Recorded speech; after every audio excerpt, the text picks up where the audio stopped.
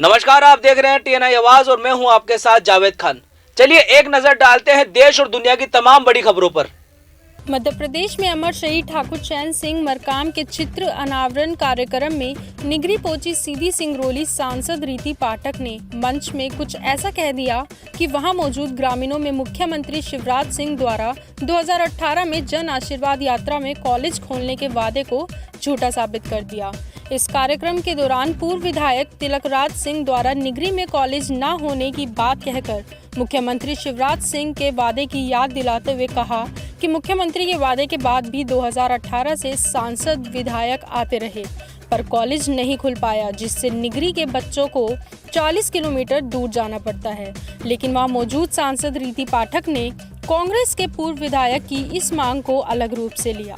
आपको बता दें कि आदिवासी बहुल इस इलाके में कॉलेज का अभाव है और यहाँ के बच्चों को कॉलेज की पढ़ाई करने के लिए 40 किलोमीटर दूर जाना पड़ता है। पर सांसद के इस बयान के बाद नेताओं के वादों पर लोगों का भरोसा उठ गया।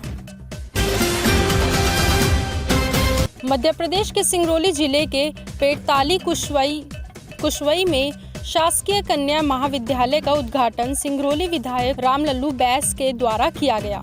इस कार्यक्रम में भाजपा जिला अध्यक्ष वीरेंद्र गोयल, पूर्व जिला अध्यक्ष राम सुमरीन गुप्ता, पूर्व नगर निगम अध्यक्ष विजय बैस, मंडल अध्यक्ष भूपेंद्र गर्ग, पूर्व मंडल अध्यक्ष प्रवीण तिवारी एवं शासकीय कन्या महाविद्यालय के प्राचार्य, शिक्षक एवं छात्राएं मौजूद रही।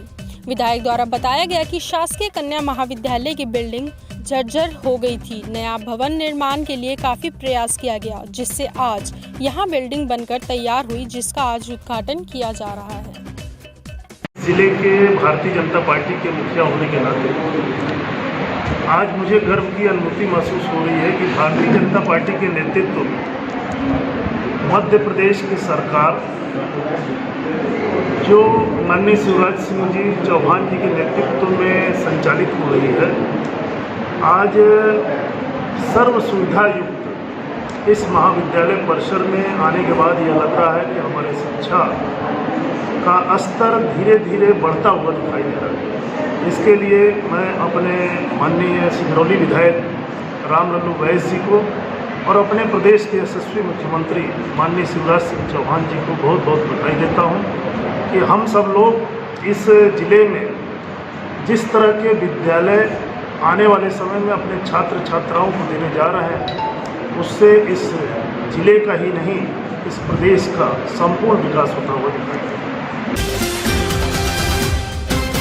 सतना पुलिस को एक इंटर डिस्ट्रिक्ट चोर गिरोह के 7 सदस्यों को गिरफ्तार करने में सफलता मिली। पकड़े गए बदमाश कपड़ों और गले के अलावा मोटर पंप की दुकानों में चोरी करते थे। इनके कब्जे से 50 लाख रुपए से ज्यादा का माल बरामद किया गया, जिसमें कपड़े, समरसिबल पंप और माल ढोने वाले बुलेरो और मैजिक गाड़ी के अलावा एक मोटरसाइकिल भी शामिल है। बदमाशों ने सतना जिले के 10 व्यापारियों की दुकान में सेंधमारी की थी। सतना रीवा में लगभग चोरी की 25 घटनाओं को अंजाम दिया गया था। शनिवार को पुलिस अधीक्षक धर्मवीर सिंह यादव ने एक प्रेस कॉन्फ्रेंस के जरिए ये खुलासा किया। आज ग्राम गोरैया में, जो कि सलील पुण्य तमसा नदी के तट पर विराजमान महादेव जवारी नाथ धाम के शिव महापुराण महामृत्युंजय यज्ञ का आखिरी दिन था। भंडारे में काफी मात्रा में भक्तों का तांता लगा रहा। सुख समृद्धि और विश्व कल्याण यज्ञ संपन्न हुआ और भंडारे में क्षेत्र व ग्रामीण जनों ने काफी सहयोग किया। शैलेंद्र शर्मा ने समस्त ग्रामीण वासियों व क्षेत्र वासियों का बहुत बहुत आभार व्यक्त किया। देश के कई राज्यों में कोरोना के बढ़ते मामलों ने सरकार की चिंता बढ़ा दी है।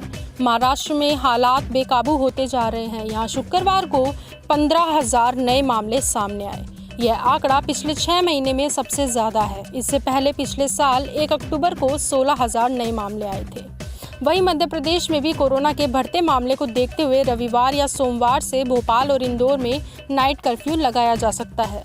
मुख्यमंत्री शिवराज सिंह चौहान ने शुक्रवार को मीटिंग के दौरान यह बात कही।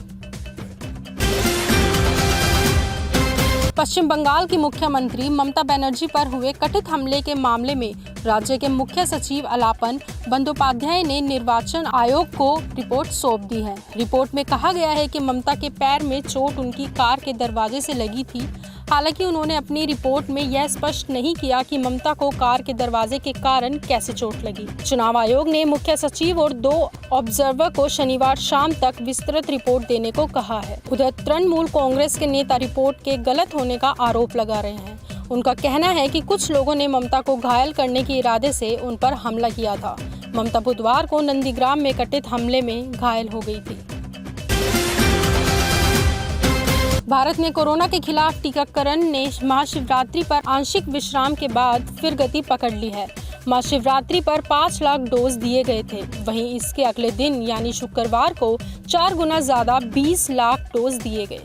इसमें भी 11 लाख से अधिक डोज सीनियर सिटीजन को दिए गए थे। राजस्थान के बाद महाराष्ट्र ने भी 25 लाख डोज का आंकड़ा पार कर लिया है। स्वास्थ्य मंत्रालय के 13 मार्च सुबह 8 बजे तक के आंकड़ों के मुताबिक देश में अब तक वैक्सीन के 2.5 करोड़ डोज दिए जा चुके हैं। इनमें भी 2 करोड़ पहले डोज और 51 लाख दूसरे डोज दिए जा चुके हैं। इसका सीधा मतलब यही है कि 51 लाख लोग पूरी तरह वैक्सीनेट हो चुके हैं। विवादों में घिरे असिस्टेंट पुलिस इंस्पेक्टर सचिन वजे का एक व्हाट्सएप स्टेटस सोशल मीडिया में वायरल हो रहा है। इसमें लिखा है, अब दुनिया से अलविदा कहने का समय आ गया है। हालांकि उनके नंबर पर अब यह स्टेटस नजर नहीं आ रहा है। कहा जा रहा है कि अधिकारियों के समझाने पर उन्होंने इसे हटा लिया है। उद्योगपति मुकेश अंबानी के घर एंटीलिया के बाहर से बरामद हुई स्कॉर्पियो कार के मालिक मनसुख हिरेन की मौत के मामले में वजह पर आरोप लग रहे हैं। शुक्रवार को उनका ट्रांसफर क्राइम इंटेलिजेंस यूनिट ने नागरिक सुविधा केंद्र में कर दिया है। बंगाल के सियासी घमासान में अब किसान आंदोलन की भी एंट्री हो गई। भारतीय किसान यूनियन के नेता राकेश टिकैत शनिवार को बंगाल पहुंचे। यहां वो कोलकाता के भवानीपुर में आयोजित किसान महापंचायत में शामिल हुए।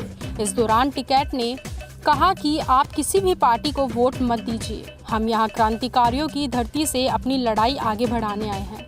जब तक कानून वापसी नहीं तब तक घर वापसी नहीं। उन्होंने कहा कि पूरी सरकार दिल्ली छोड़कर बंगाल में चुनाव प्रचार करने में व्यस्त है, इसलिए हमारे सारे नेता भी यहाँ पहुँच गए। सरकार किसानों से बात नहीं कर पा रही है। पश्चिम बंगाल के विधानसभा चुनाव से पहले पूर्व केंद्रीय मंत्री यशवंत सिन्हा ने ममता बनर्जी की पार्टी तृणमूल कांग्रेस के दामन थाम लिया। उन्होंने करीब 3 साल पहले भाजपा छोड़ दी थी और खुद को दलगत राजनीति से ही अलग कर दिया था। अब उनका कहना है कि देश एक अद्भुत संकट से गुजर रहा है, इसलिए उन्होंने दोबारा राजनीति में आने का फैसला किया है। उन्होंने कोलकाता में टीएमसी भवन पहुंचकर तृणमूल का झंडा थामकर पार्टी की सदस्यता ली। इस मौके पर सिन्हा ने कहा, आज की जो घटना है उसके बारे में आपको आश्चर्य हो रहा होगा। सोच रहे होंगे कि जब मैंने खुद को दलगत राजनीति से अलग कर दिया, फिर मैं पार्टी में शामिल होकर एक्टिव क्यों हो रहा हूँ। दरअसल इस समय देश अद्भुत परिस्थितियों से गुजर रहा है। अब तक जिन मूल्यों को हम बहुत महत्व देते थे, यह सोचकर चलते थे कि इस पर प्रजातंत्र में अमल करेंगे, आज उनका अनुपालन हो रहा है। फिलहाल TNI एक्सप्रेस में सिर्फ इतना ही। देश और दुनिया की तमाम खबरों के लिए आप देखते रहिए TNI आवाज, आपकी आवाज के साथ।